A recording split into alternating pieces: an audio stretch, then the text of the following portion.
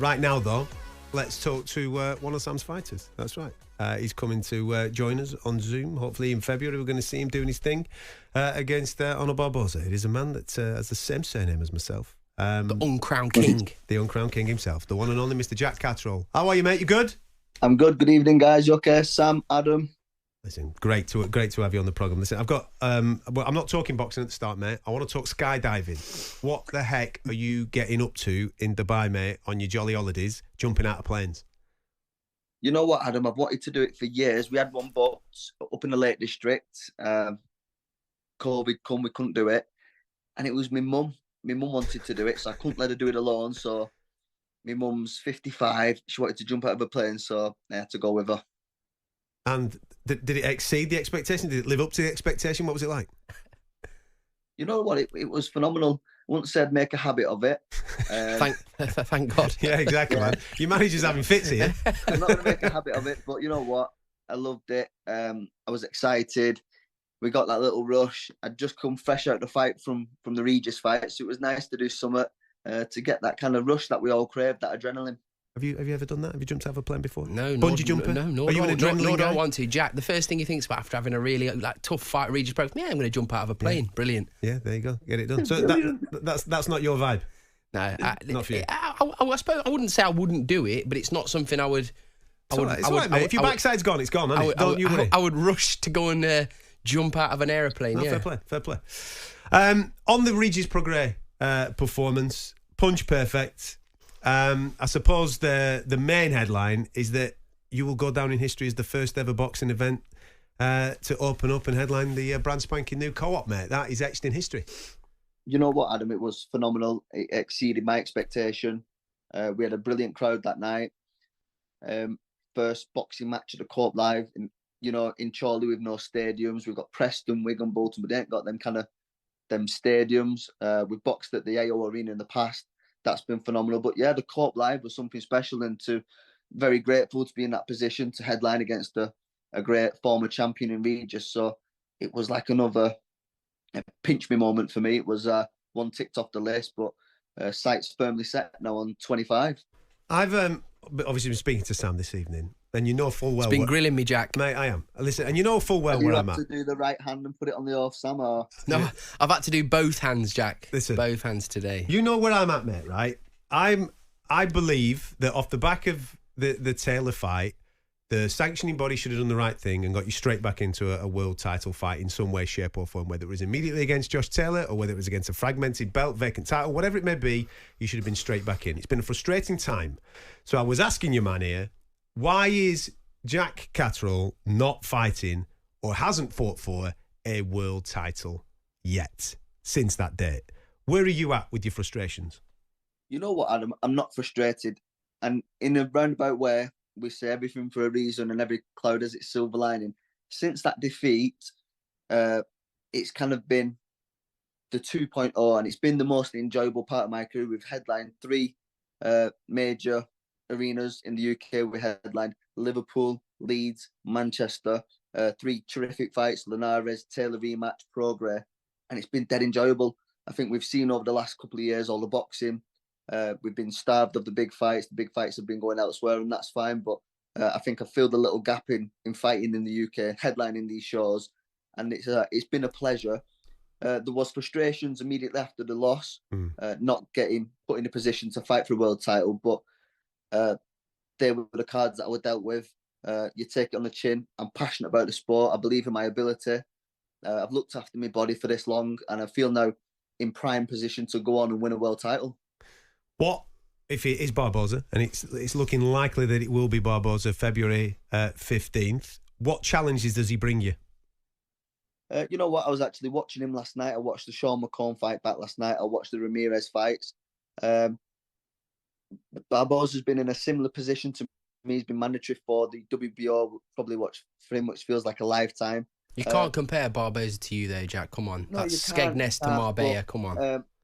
He's been waiting for his shot. We find ourselves in this position now to fight each other. But from watching him, Adam, I'll be perfectly honest, I feel like I'm the much better fighter in all departments. That said, I expect him to come at his best. He had a great fight against Ramirez last time, but I thought Ramirez looked shot. Whether that were the case, I don't know. But I think Barboza's solid enough, boxes well enough, but I don't think he's on my level.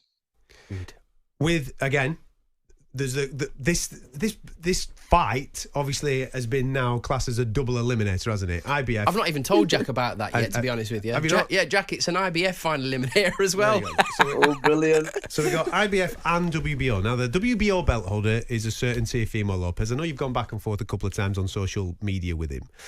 Do you think that he will still be at 140 when the time comes for you to fight? Or do you think that maybe even there might be a possibility of that belt becoming vacant for you in the new year? You know what? I've been pretty vocal after the Taylor fight. I thought we was going to get the world title fight. After the Regis fight, we thought we was going to get the world title fight. I feel like sometimes I keep getting promised it's going to be a world title shot. I find myself in another double eliminator, but I've been vocal. I wanted the Teo fight. I think Teo's the boy in the division. He beat Taylor. I beat Taylor earlier on this year. And you would say he's the biggest name out of the world champion. So, of course, I want that fight. But listen, if he's not got no intentions of defending that belt at 140, do the right thing. Give it up. Go up to 147. Do what you got to do. And listen, we'll come to 147 and meet you once I've dealt with and got a world title at 140. Look, I've said the same thing earlier to Adam, Jack, that Teofimo Lopez is a fantastic fighter and he's a huge name in the division. He's not the draw that he thinks he is, which is the reason why he asks for a lot of money and a lot of the fights don't really come off that he wants. But ultimately, if he does want to stick around, which I personally don't think he will, because I think he'll look at you and think it's a hard night's work that I don't need in my life. It's not the fact that he's just ducking him, but he'll want to shoot for greatness. I think in the 147 division fight, a Jaron Ennis, or of course, like you said, Sam, we know how good he is. We know what he's achieved. That's the one you want, though, isn't it, Jack? Every credit to him. I want that fight. Of course I do, and I've said this from day dot. I want to test myself. I want to fight the Devin Haney's, the Teofimo Lopez. I beat the Josh Taylors. I want to fight all the top boys, see how good Jack Catterall can be, and Teo's the one on my list. But listen, if he's not gonna, and if he's got no intentions at fighting at 140, please make a decision and let me Barboza fight ASAP as well. Like that's what we want. But look, this is what I said to Adam there. Look, it is frustrating that we can't just go straight into a world title fight, which, by the way, we still can. We never know. We could get the offer to fight Richardson Hitchens.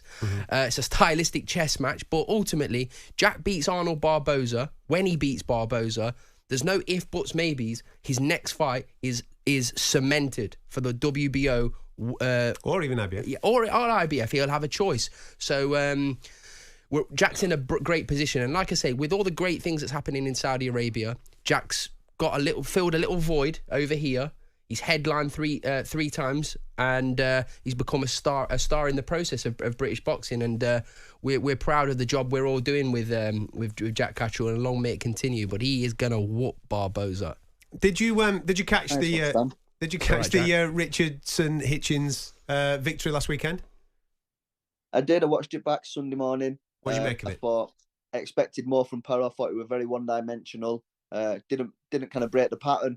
After a couple of rounds, he had a bit of success, but then I think Hitchens found his timing, found his distance, and we all know an orthodox fighter fighting a southpaw, they like to throw the straight right hand, and he was there for it. He didn't adapt and adjust. But you know what? He's had a couple of good fights. Got into a world title fight against what we called the bogeyman, the boogeyman, and he done well. But Hitchens had his night the other night. He's world champion. So again, that's another fight we're welcome to. I'm just looking at this on telly, boys. Sorry, Lee Cutler's just beat McKenna, and he's doing the worm in the ring. Is Teofimo Lopez the biggest challenge at 140 for you, or is there a bigger challenge, do you think? I think, like Sam said, I think you talk about the name Teofimo Lopez. He's multi-weight world champion. He's the biggest star. I think there's a lot of underrated fighters in our division, but definitely with a world title, Teo's number one. We'll have a bit of Ryan Garcia as well when he serves his ban as well, won't we, Jack? Well, he's let him sort himself out. I want them all. I want Devin Haney, Ryan Garcia, Teofimo Lopez. Bring them all on. Easiest guy to work with in the world, Adam. Makes my job very easy. He's a Catterall, mate. That's how we work. I'm telling you now, you never meet a guy like Jack. When he says he'll fight anybody, he really will. He just says where, when, where, and how much. That's all he cares. Easy work. Easy work. Listen, this week your coach's your stable mate is going to be in the opposite corner to Sam Jones in a heavyweight contest. Give it him, mate. You're going to have to give him a little bit of trash talk here. Dave Allen going up against Johnny Fisher. Yeah, I'm not having it. Jack wants him to win. Sam's got to take credit for it. He two guys that I truly get along with. Two good men, two honest men, Johnny Fisher and Dave Allen. They get the chance to go out to Saudi Arabia, put a fight on for us, and hopefully they both go back safe to the families, well paid. It's going to be a funny one. We've got Sam in the corner with Johnny Fisher, Jamie Moore, Nigel Travis with Dave Allen. I'll be tuned in watching from home, and you know what? We know where they're both at in the career. It's a big opportunity for Dave Allen. Johnny's still on the rise. It's a good test at this stage in his career, but more than anything, I hope they put on a good fight, a good account of themselves, and they both come home safe. Listen, mate, you have a wonderful Christmas with the family, and I look forward to seeing you, hopefully, fingers crossed, Feb 15th, doing your thing in Manchester against Arnold Barboza, and who knows, it might be for a world title. Fingers crossed. Come on, Sam, get it for the world title. Come on, man. Don't, because he'll start giving me more stick I've been again. waiting too long. Right, cut him off. Right. Have a good one, mate. Thanks for being on the show. See you in a bit, buddy. See you in a bit, Jack. Bye-bye. On AM, on DAB, via the talkSPORT app and on your smart speaker. talkSPORT.